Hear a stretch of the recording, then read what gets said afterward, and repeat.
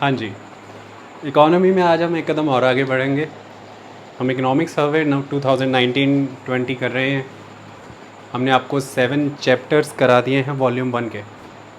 आज हम 8th chapter की तरफ आगे बढ़ेंगे। 8th चैप्टर का टाइटल है financial fragility in the NBFC sector. आर्थिक तौर पर नश्वरता, फ्रेजाइल, नश्वर, यानी कि जो कमज़ोर और शिथिल पड़ चुकी नॉन बैंकिंग फाइनेंशियल कंपनीज़ की हालत है, उस पर ये चैप्टर ज़िक्र करता है। इसे बहुत खूबसूरती से समझना है तो हमारे इकोनॉमी के पीछे जाइए। येस बैंक का क्राइसिस है, उसमें NBFC क्राइसिस हमने बहुत अच्छे समझाया है। IL&FS क्राइसिस, दीवान हाउस फाइनेंस लिमिटेड DHFL का क्राइसिस, उसमें कवर्ड है सारा बहुत अच्छे से। आज भी हम इसके पॉइंट ऑफ व्यू से जो इकोनॉमिक सर्वे का चैप्टर बताता है, आपको बेहद खूबसूरती से सारी चीज़ें पढ़ाएंगे, कराएंगे। देखिए, $5 ट्रिलियन इकॉनमी, मेरे हर इकोनॉमिक सर्वे के चैप्टर में शुरुआत इसी $5 ट्रिलियन इकॉनमी के उस संकल्प से, या कह लीजिए उस सपने से शुरू होती है जो प्रधानमंत्री ने देश को 15 अगस्त लाल किले के प्राचीर से दिया, वो संकल्प या वो सपना। अब इसको पूरा करने के लिए जो भी कदम उठाने चाहिए, इकोनॉमिक सर्वे उसी की बात करता है, और बजट में वह कदम आपको प्रैक्टिकल फॉर्म में उठाए हुए नज़र आते हैं सरकार के द्वारा। अभी फाइनेंशियल रिफॉर्म सिस्टम भी अभी लेकर के आई है सरकार, आज उसकी घोषणा हुई है, इस पर भी हम लेक्चर लेकर के आएंगे। तो हमारे बजट के लेक्चर सीरीज़ फाइनेंस कमीशन, उसके साथ मिलाएंगे ये इकोनॉमिक सर्वे। आपका इकोनॉमी का क्वेश्चन नहीं छूटेगा आने वाले 4 अक्टूबर के प्रीलिम्स में, सुन लीजिएगा अच्छे से लेक्चर्स। अब आज का लेक्चर जो बात करता है, वो कल हमने बैंकिंग सेक्टर पे लेक्चर दिया गोल्डन जुबली के नाम से। लगभग 1969 में बैंक नेशनलाइजेशन हुआ, तो 50 वर्ष हो गए। आज हमारा नॉन बैंक फाइनेंस कंपनीज़ पर लेक्चर है। सारा लेक्चर 1 बाय 1 ही समझ आएगा जब हम शुरुआत कर देंगे। शुरुआत कर देते हैं, समझ आना शुरू हो जाएगा। देखिए, एक तो आपने देखे होंगे, सिंपल लैंग्वेज में समझिए, एक तो आपके सामने बैंक है। इन्हें ट्रेडिशनल बैंकिंग सिस्टम में कवर किया जाता है। इसमें प्राइवेट बैंक, पब्लिक बैंक, सरकारी और प्राइवेट दोनों बैंक आ जाते हैं। सरकारी यानी कि स्टेट बैंक ऑफ इंडिया, और प्राइवेट समझ लीजिए ICICI बैंक या HDFC बैंक, दोनों आ जाते हैं। और भी बहुत टाइप के बैंक आते हैं, सरलता के लिए इसी को समझिए। ये हो गया हमारा एक कन्वेंशनल ट्रेडिशनल बैंकिंग सिस्टम। ये पूरी तरह से बैंक हो गए, RBI के कंप्लीट रेगुलेशन के अंडर ये रहते हैं और बैंकिंग रेगुलेशन एक्ट के अंडर आते हैं। इनके पास ताकत होती है, ये आपसे डिपॉजिट्स लेते हैं, और ये फर्दर डिपॉजिट्स कई तरह से होते हैं। आप सेविंग अकाउंट खुला लेते हैं, करंट अकाउंट खुला लेते हैं, आप FD, fixed deposit, recurrent deposits, इस तरह के डिपॉजिट्स इन्हें देते रहते हैं। और ये फर्दर आगे लेंडिंग करते हैं, तो ये लेंड करते हैं यानी कि क्रेडिट देते हैं, लोन वगैरह देते हैं। इस तरह से इनका फंक्शन चलता है। आपसे पैसा लेते हैं और मान लीजिए आप ही लोगों को लोन दे देते हैं। ये एक इम्पॉर्टेंट तरीका है इनका। पैसा लिया, आप पैसा जमा कराएंगे, आपको इंटरेस्ट मिलेगा। वो इंटरेस्ट कहाँ से दे पाएगा ये बैंक? क्योंकि ये बैंक आगे उस पैसे को लोन पे दे देगा किसी को। अब आपने मान लीजिए इस बैंक को 1000 रुपीज़ दिए हैं, आपने इस बैंक में 1000 रुपीज़ जमा कर दिए, तो इस बैंक को, ये बैंक आपको इस 1000 रुपीज़ पे इंटरेस्ट पे करेगा। और सपोज़ कीजिए कि इस 1000 रुपीज़ पे इस बैंक ने आपको इंटरेस्ट पे किया, मान लीजिए 100 रुपीज़, तो ₹100 आपकी पॉकेट में आ गए, क्योंकि आपने ₹1000 बैंक में डिपॉज़िट करा रखे थे और बैंक ने उस पर आपको ब्याज दिया, इंटरेस्ट दिया। तो ये जो 1000 रुपया आपका बैंक के पास जमा है, इस पर आपको जो इंटरेस्ट देना है, जो ब्याज देना है, वो बैंक की जिम्मेदारी है, बैंक की लायबिलिटी है। और फिर बैंक को ये 1000 रुपया भी आपको किसी ना किसी दिन वापस करना है।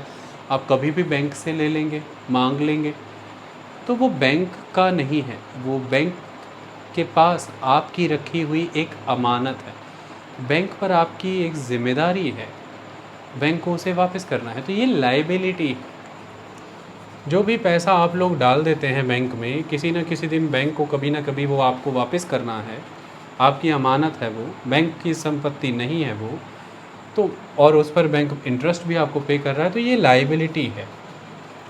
लेकिन आपने ये जो 1000 रुपीज़ बैंक को दिए, सपोज़ कीजिए कि इसमें से ₹500 बैंक ने किसी को लोन पे दे दिए, लोन पे दे दिए, लेंडिंग का मतलब लोन दे दिया, और लोन पे जब वो 500 दिए तो नेचुरली थोड़ा ज़्यादा ब्याज पे दिए होंगे, उससे अब बैंक ज़्यादा ब्याज लेगा, क्योंकि बैंक को अपनी ऑपरेटिंग कॉस्ट भी निकालनी है, सारे खर्चे निकाल के आपको भी ब्याज देना है ना, ये 100 रुपया। तो मान लीजिए कि इस 500 रुपये पे बैंक को कमाई हो गई, सपोज़ करिए, क्योंकि ज़्यादा ब्याज पे दिया होगा, तो सपोज़ करिए कि 500 रुपये पे बैंक ने कमाई कर ली 700 रुपीज़।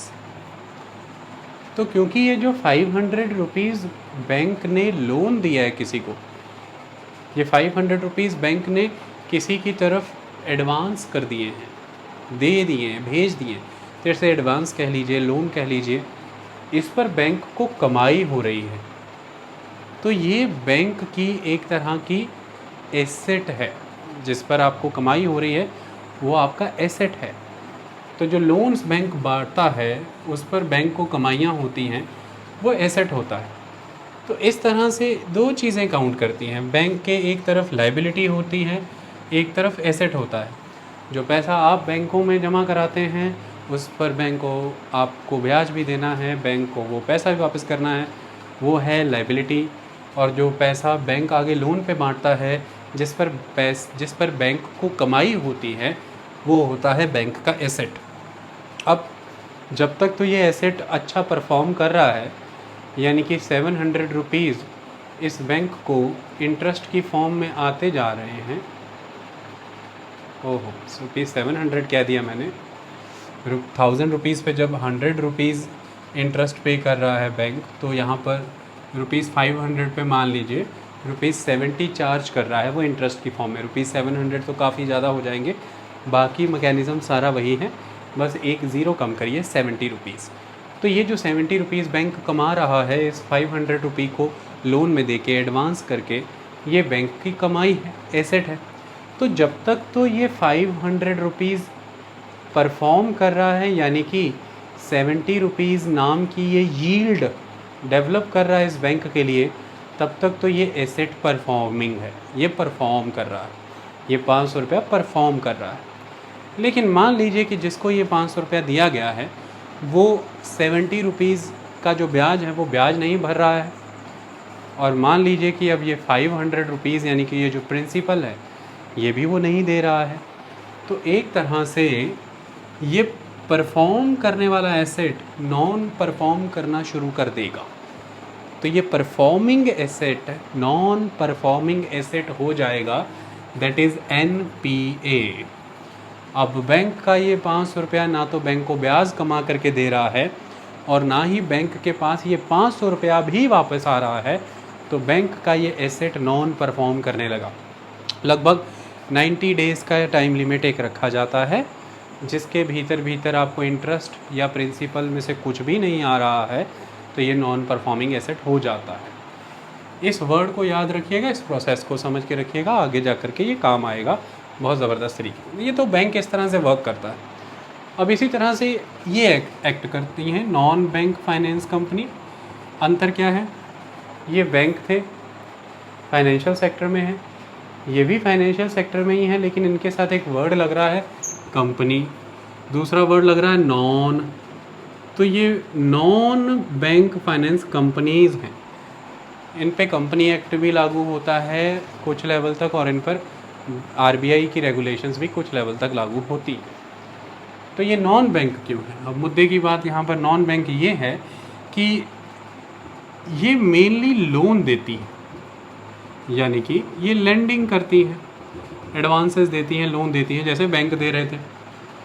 अब इनको लोन देने के लिए ₹500 इन्होंने लोन दे रखा है बाज़ार पे, लेकिन ये आपसे डिपॉजिट्स नहीं ले सकते। अब जब आपसे ये डिपॉजिट नहीं ले सकते तो ये 1000 रुपीज़ जो बैंक को मिला था, ये 1000 रुपीज़ इनको नहीं मिलेगा, तो ये फिर 500 रुपीज़ लोन में कैसे दे रहे हैं? ये एक बहुत बड़ा सवाल बनता है। तो इसके लिए फिर क्या होता है कि ये जो नॉन बैंकिंग फाइनेंस कंपनी है ना, ये इस 500 रुपीज़ के लोन को देने के लिए अपने डिपॉजिट्स की फॉर्म में फर्दर लोन लेती हैं या फंड रेजिंग प्रोसेस कह सकते हैं, तो लोन लेती है। अब इनके पास लोन कहाँ से आएगा? आपने यहाँ पर जब लोन लिया था 500 रुपये का, आपने कोई कोलेटरल रखा होगा, यानी कि कोई चीज़ मॉर्गेज रखी होगी, जैसे देसी भाषा में कह देते हैं, कुछ गिरवी रखा होगा, कुछ बंधक रखा होगा, तो आपको पैसा मिला होगा। ऐसे में ये नॉन बैंकिंग फाइनेंशियल कंपनीज़ को डिपॉजिट्स की फॉर्म में ये जो लोन मिलते हैं, जिन पैसों के दम पर ये फर्दर आगे लोगों को लोन देते हैं, ये लोन इन NBFCs को कैसे मिलते होंगे, ये एक बहुत इम्पॉर्टेंट चीज़ है। ये लोन रेज़ करने का कई तरीके होते हैं, और वो तरीके क्या हैं यहाँ पर समझिए। आपने म्यूचुअल फंड सुने होंगे, MF लिखा है मैंने यहाँ पर, म्यूचुअल फंड्स। एक वर्ड एग्जिस्ट करता है LDMF, liquid debt mutual fund. तो म्यूचुअल फंड में ये डेट म्यूचुअल फंड, और इसमें फिर एक वर्ड हमने ऐड कर दिया liquid debt mutual fund. Liquid debt mutual fund का यहाँ पर मतलब अब ये आ जाता है कि जो म्यूचुअल फंड्स ऐसे इंस्ट्रूमेंट्स में पैसा लगाते हैं जिन इंस्ट्रूमेंट्स को बहुत जल्दी वापस से कैश में आप कन्वर्ट कर लेंगे। जैसे मैं समझाता हूँ, ये नॉन बैंकिंग फाइनेंस कंपनी यहाँ पर कोई भी हो सकती है। आपने बहुत सारी नॉन बैंकिंग फाइनेंस कंपनी के नाम सुने होंगे, जैसे बजाज फाइनेंस, आपके घर के सामान, रेफ्रिजरेटर, फ्रिज, ये सारी चीज़ें, कंज्यूमर ड्यूरेबल्स आइटम्स, फर्नीचर वगैरह भी आप बजाज फाइनेंस से फाइनेंस करा सकते हैं, मोबाइल भी, कैमरा भी। जैसे मुथूट फाइनेंस आपने सुना होगा, जैसे मन्नापुरम गोल्ड लोन आपने सुना होगा। ये सारी नॉन बैंकिंग फाइनेंस कंपनीज़ ही हैं। जैसे DHFL, दीवान हाउस फाइनेंस लिमिटेड, ये सारी IL&FS, ये सब नॉन बैंक फाइनेंस कंपनीज़ हैं। अब यहाँ पर होता क्या है कि मान लीजिए कोई भी एक नॉन बैंक फाइनेंस कंपनी को पैसे की ज़रूरत है, तो वो यहाँ पर क्या करेगी? वो यहाँ पर कमर्शियल पेपर्स इशू करेगी। मोस्टली 1 मंथ से लेकर के 3 मंथ्स तक के लिए पैसा मिल जाता है आपको ये कमर्शियल पेपर इशू करके। तो ये नॉन बैंक फाइनेंस कंपनी ये कमर्शियल पेपर इशू करेगी। कमर्शियल पेपर का कंसेप्ट हमने पीछे बहुत ब्यूटीफुली इकोनॉमी के लेक्चर में बताया है। कमर्शियल पेपर सिंपली आप समझ लीजिए कि वो जो नॉन बैंक फाइनेंस कंपनी है उसका अपना एक वर्थ है, उसकी अपनी एक एसेट है, उसके बेसिस पर वो एक लेवल पर अपनी वर्थ के आधार पर कमर्शियल पेपर इशू करेगी और उसके बेसिस पे फंड रेज करेगी।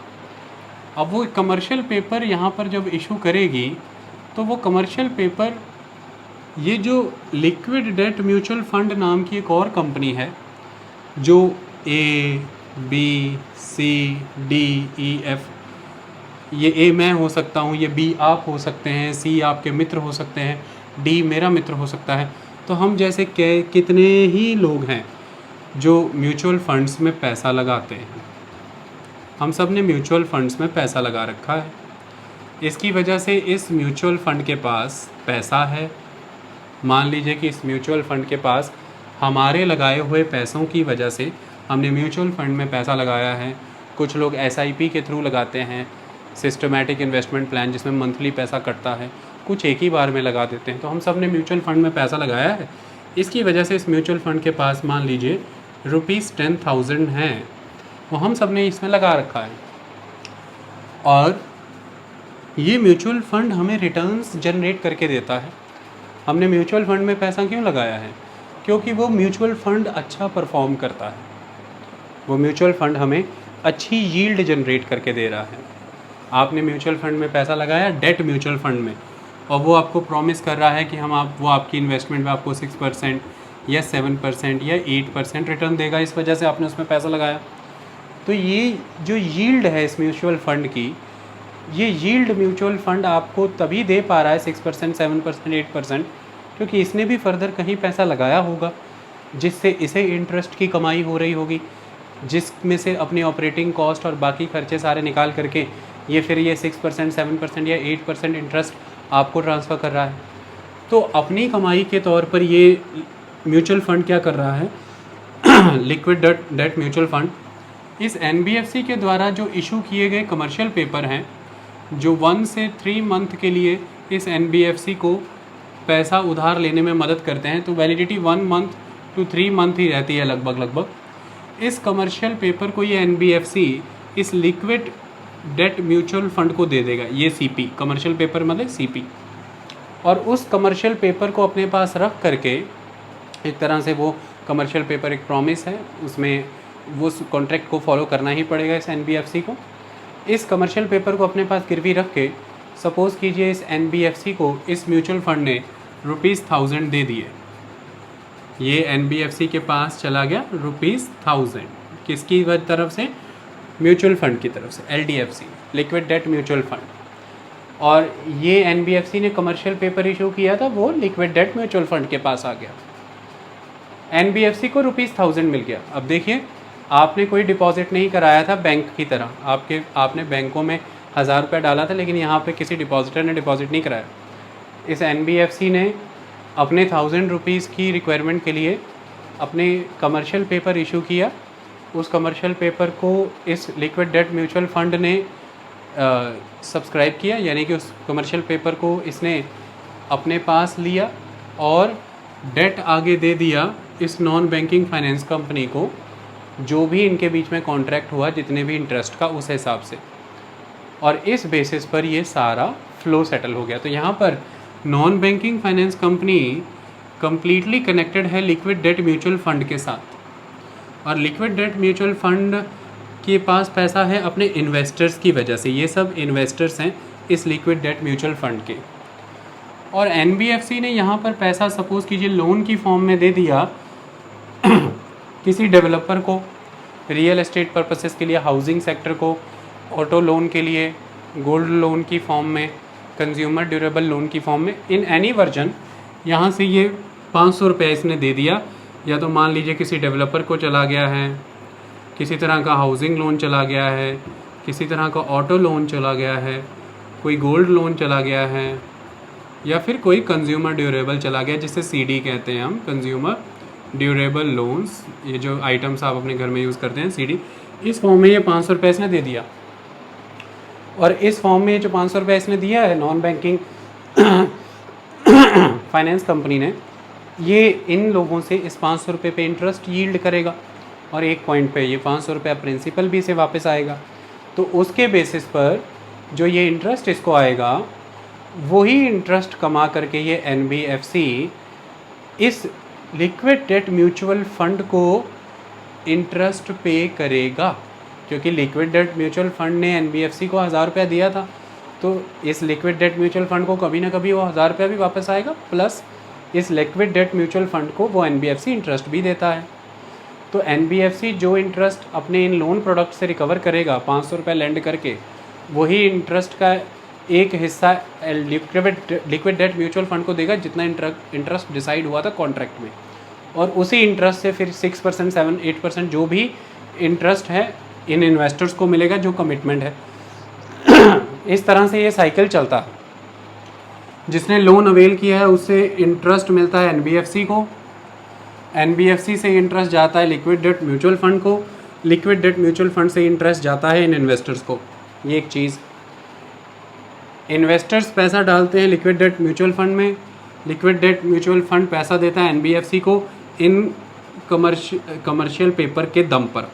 इसके पास कमर्शियल पेपर गिरवी है लिक्विड डेट म्यूचुअल फ़ंड के पास, और NBFC फर्दर लोगों से कोलेटरल लेकर के चीज़ें गिरवी रखवा करके उन्हें लोन देता है। इस तरह से NBFC वर्क करता है, क्योंकि ये आम लोगों से डिपॉजिट्स नहीं मोबिलाइज़ करता। आप लोग इसे बैंक की तरह नहीं यूज़ कर सकते कि आप यहाँ पे सेविंग अकाउंट खुलाएंगे, करंट अकाउंट खुलाएंगे। इसकी वजह से ये फुल बैंकिंग फंक्शंस नहीं परफॉर्म करता, ये पार्शियल बैंकिंग फंक्शंस परफॉर्म करते हैं। ये लेंडिंग में तो हैं, लोन वाले साइड पे तो काम कर रहे हैं, बट डिपॉजिट्स में काम नहीं कर रहे हैं, इसलिए ये पार्शियल बैंकिंग है, फुल बैंकिंग ऑपरेशंस नहीं है। तो ये नॉन बैंकिंग फाइनेंशियल कंपनीज़ हैं, ट्रेडिशनल बैंकिंग ऑर्गेनाइजेशंस नहीं है। ये कंसेप्ट आपको समझ आ गया। अब आगे सारा लिंक इस फ्लो चार्ट पर बेस्ड है, इस चीज़ को आप दिमाग में रखना, वरना फिर आपको कंसेप्ट समझ में नहीं आएगा।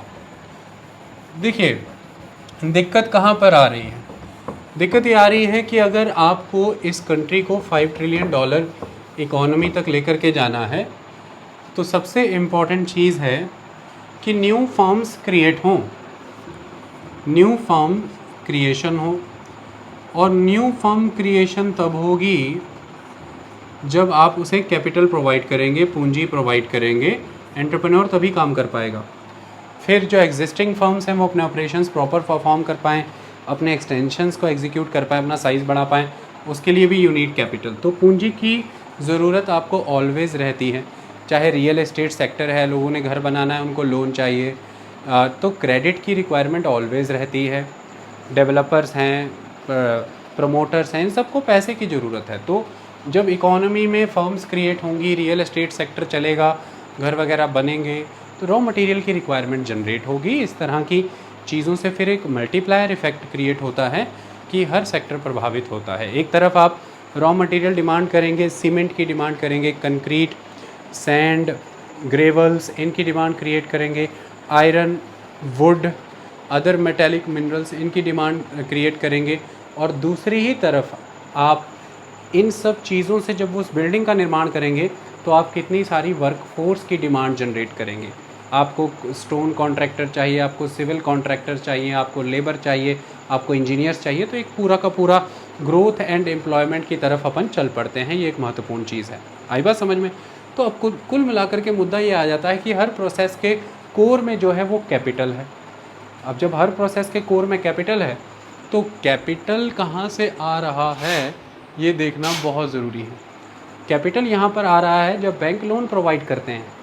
लेकिन बैंक लोन कैसे प्रोवाइड करेंगे? जब बैंक्स के पास पैसा होगा तब बैंक्स लोन प्रोवाइड कर पाएंगे। बैंक्स के पास पैसा कहाँ से होगा? जो बैंक ने पहले लोन प्रोवाइड किए हैं, अगर बैंक उन लोन्स को रिकवर करने में कैपेबल हो पाएगा तो बैंक्स फर्दर लोन दे पाएंगे। ये एक बहुत महत्वपूर्ण चीज़ है। आई बात समझ में? इसके लिए सबसे इम्पॉर्टेंट है कि अर्थव्यवस्था चलती रहे, ताकि लोगों ने जो लोन ले रखे हैं या अदर इंडस्ट्री, जितनी भी इंडस्ट्रीज़ हैं उन्होंने लोन ले रखे हैं, वो उस लोन को वापस करें, ताकि बैंक्स की जो एसेट्स थे, बैंक्स ने आपको जो लोन दिए थे जिन पर बैंक इंटरेस्ट कमाता था, वो एसेट्स परफॉर्म करते रहें, बैंक को इंटरेस्ट भी मिलता रहे और समय पूरा होने पर, लोन का टर्म पूरा होने पर बैंक को प्रीमियम, उसका प्रिंसिपल भी वापस मिले। इकोनॉमिक सर्वे ये कहता है कि देश में कुछ बहुत ज़बरदस्त समस्याएं उत्पन्न हुई, और वो समस्याएं 2014 से 2019 के बीच में लगातार देखी गई non banking financial company sector में। और वो समस्या ये थी कि लिक्विडिटी का क्रंच देखा गया। ये क्रंच बहुत ज़बरदस्त बढ़ा 2018 ऑनवर्ड। इसके ऊपर मेरा लेक्चर है कि इकोनॉमिक ग्रोथ पे समस्या कहाँ है, और वो था लिक्विडिटी साइड पे क्रंच आना। 2018 में जून से लगभग सितंबर के बीच में एक इशू रहा। कौन से सेक्टर में? Infrastructure leasing and financing services, IL&FS में जून से सितंबर 2018 के बीच में रिकवरी फेल होने लगी। यानी कि जो NBFC ने लोन दिए थे, जिन प्लेयर्स को दिए थे, वो प्लेयर्स डिफ़ॉल्ट कर गए, इंटरेस्ट नहीं पे कर रहे थे। फिर EMIs मांगने पर ये देखा गया कि इनकी परफॉर्मेंस ही ख़त्म हो गई है, और ये लोग अब इस कैपेबिलिटी में ही रह पाए कि ये EMI दे पाएँ। तो फिर उनसे जब लोन रिकवर करने की कोशिश की तो वो भी नहीं दे पा रहे। फिर यही स्टोरी रिपीट हुई 2019 में। जून से अगस्त के बीच में देखा गया DHFL, दीवान हाउस फाइनेंस लिमिटेड, यहाँ पर भी यही सेम सिचुएशन रिपीट हुई। 1500 से 1700 करोड़ के बीच के डिफ़ॉल्ट्स हुए। ये एक बहुत बड़ा एस्पेक्ट था। अब ये जो डिफ़ॉल्ट हुए हैं इन एनबीएफसीज़ के एंड पर, इसने एक चेन रिएक्शन एक्टिवेट किया।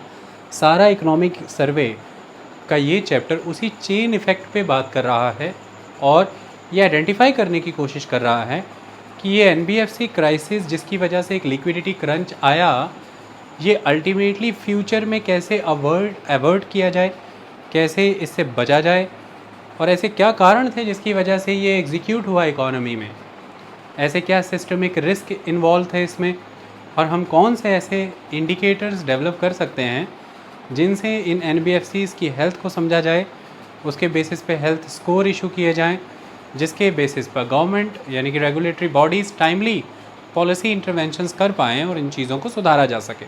ये एक इम्पॉर्टेंट चीज़ है। क्या हुआ फिर?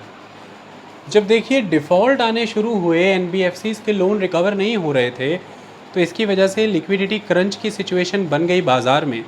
ये लिक्विडिटी क्रंच की सिचुएशन कैसे बनी बाज़ार में, इसके लिए एक टर्म है जो बार बार इकोनॉमिक सर्वे में यूज़ की गई है, और वो टर्म है यहाँ पर रोल ओवर रिस्क फील हुआ।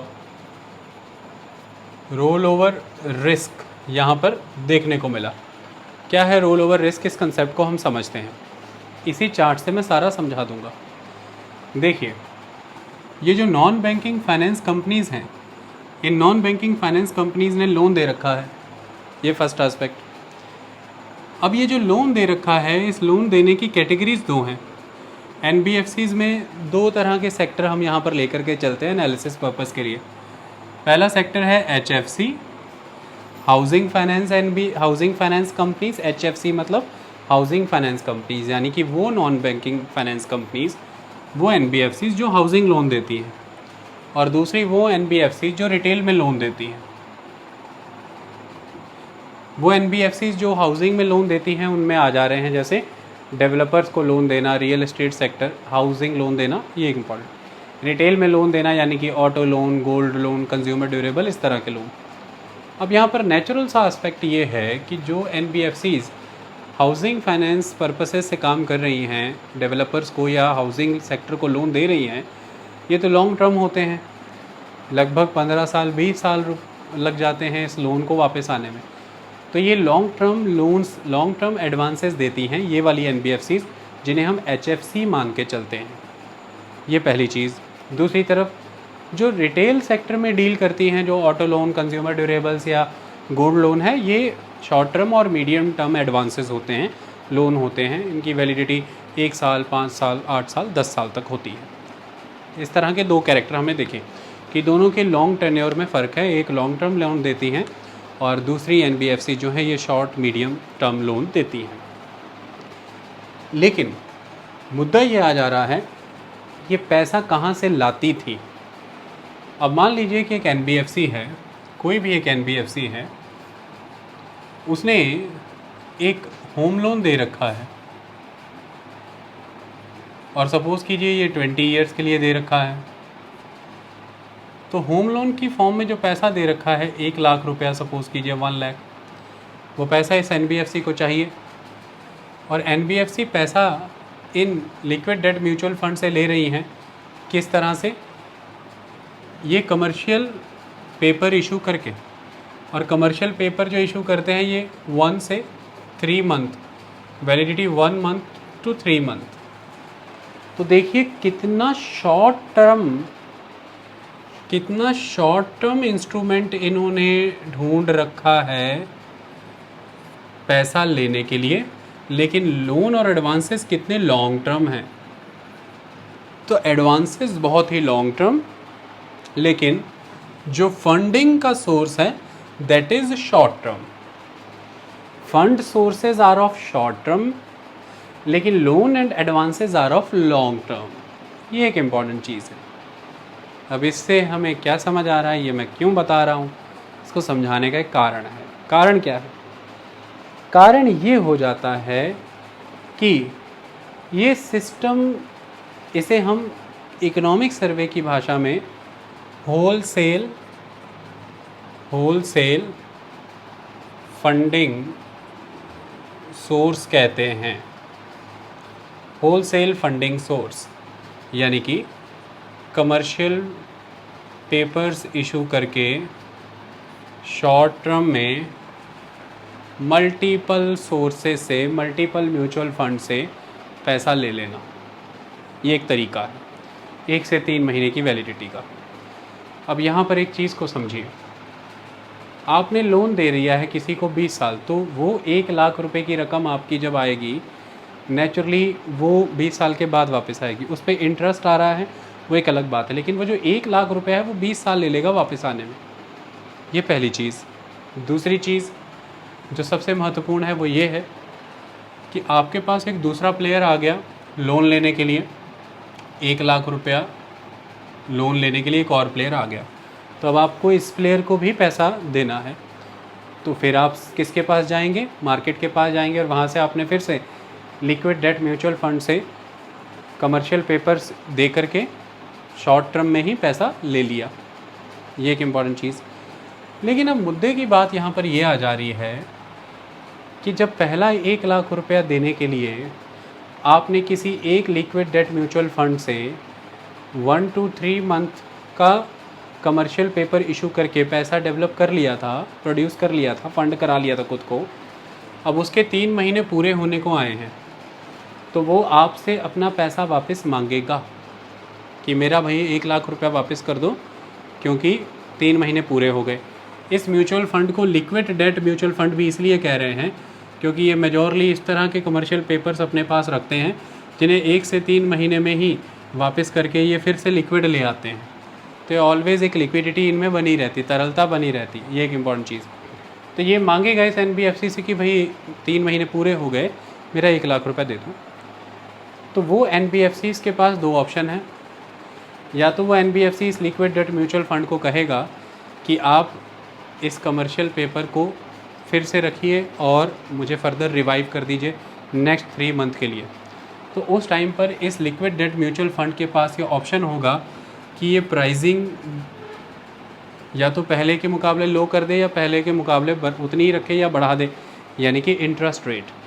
तो ये 3 महीने के बाद जब दोबारा से वो डील या तो रिवाइव होगी तो उसमें एक प्राइसिंग का एस्पेक्ट इंड्यूस होता है कि अब हो सकता है इस NBFC को पहले के कंपैरेटिवली 3 मंथ बाद वही 1 लाख रुपीज़ महंगा मिले। लेकिन ये NBFC उस 1 लाख रुपए को 20 साल तक के लिए एक फ़िक्स्ड इंटरेस्ट रेट पे किसी को दे चुका है।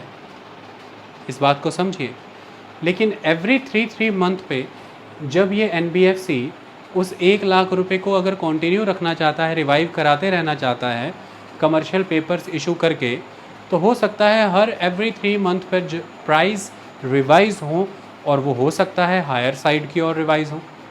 ये एक एस्पेक्ट। या हो सकता है इस लिक्विड डेट म्यूचुअल फ़ंड के 1 लाख रुपए वापस करने के लिए ये NBFC अपना कमर्शियल पेपर ले करके किसी दूसरे लिक्विड डेट म्यूचुअल फ़ंड के पास चला जाए और उससे फ़ंड रेज कर करके ले करके आए और इसके पैसे वापस करे।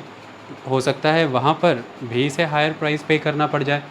तो या तो कमर्शियल पेपर किसी और म्यूचुअल फ़ंड को दे करके वहाँ से फ्रेश फंड रेज़ करना, यानी कि फ़ंड लेकर के आना, फाइनेंस कराना, और या सेम म्यूचुअल फ़ंड पे ही प्राइस रिवाइज़ कराना, सेम म्यूचुअल फ़ंड पे ही अमाउंट रिवाइज़ कराना कमर्शियल पेपर के वाया। यहाँ पर हर बार ये नज़र आ रहा है कि फ्रीक्वेंसी बहुत ज़्यादा है, यानी कि इस NBFC को in liquid debt mutual fund से बहुत फ्रीक्वेंटली कमर्शियल पेपर्स दे करके फ़ंड लेकर के आना पड़ता है। तो उतना ही फ्रीक्वेंट होती है कॉस्टिंग, यानी कि उतनी ही फ्रीक्वेंट हो जाती है प्राइसिंग। हर बार हर 3 महीने के बाद उस लिक्विड डेट म्यूचुअल फ़ंड को ये ऑप्शन होता है कि वो इंटरेस्ट रेट को या तो बढ़ा ले या सेम रखे या घटा भी ले, उसकी मर्ज़ी है। लेकिन एक प्राइसिंग का रिस्क एवरी 3 मंथ के बाद बना रहता है इस लिक्विड डेट इस नॉन बैंकिंग फाइनेंस कंपनी के सामने। तो ये एक चीज़ है कि non banking finance companies loan तो लॉन्ग टर्म में दे रही हैं, एडवांसेस तो लॉन्ग टर्म में दे रही हैं, तो इनके एसेट्स जो हैं वो लॉन्ग टर्म वाले हैं। लेकिन इनकी जो लायबिलिटीज़ हैं, जो इनको इंटरेस्ट देना है और पैसा वापस करना है इन LDMF को, वो बहुत ही शॉर्ट टर्म है। तो लायबिलिटीज़ बहुत शॉर्ट टर्म है और जो एसेट्स हैं वो बहुत लॉन्ग टर्म है। ये एक टर्म आपको इकोनॉमिक सर्वे में पढ़ने को मिलेगी। इसमें लायबिलिटी साइड में फ्रीक्वेंसी बहुत ज़्यादा है, आप बहुत ज़्यादा रिलाई कर रहे हैं होल सेल फंडिंग सोर्सेज पे, that is the commercial paper aspect.